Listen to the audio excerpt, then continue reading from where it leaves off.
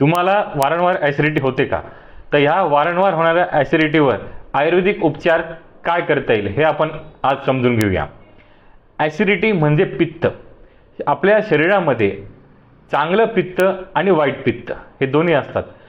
चांगलं पित्त शरीरात कमी झाले कारण आहे जीवनशैली, चुकीचा आहार, वेळी अवेळी जेवण, रात्री उशिरा झोपणे, व्यायामाचा अभाव. त्यामुळे पित्त म्हणजे चांगलं पित्त कमी होतं. अपचन होऊन वाईट पित्त, ज्याला ॲसिडिटी म्हणतो, ती वाढते. ही ॲसिडिटी कमी करण्यासाठी आयुर्वेदात जे काही इलाज आहे ते म्हणजे सगळ्यात महत्त्वाचं धने, जे आपण धण्याचं पाणी उकळून घेऊ शकतो सकाळी उठल्या उठल्या. तसेच जेवणानंतर आपण सकाळच्या जेवणानंतर, रात्रीच्या जेवणानंतर थोडा गूळ खाऊ शकतो, जो पाचक आहे, अन्नाचं पचन करण्यास मदत होते.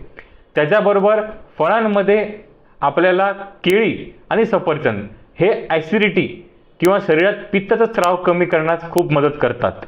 त्याबरोबर आपण दुपारी जेवणानंतर पातळ पाणीदार असं ताक घेऊ शकतो, ज्याच्यामध्ये जास्त पाणी आहे असं, ज्यात मीठ, मसाला, साखर न टाकता बनवलेलं ताक जर आपण रोज घेतलं तर आपलं पित्त कमी होते.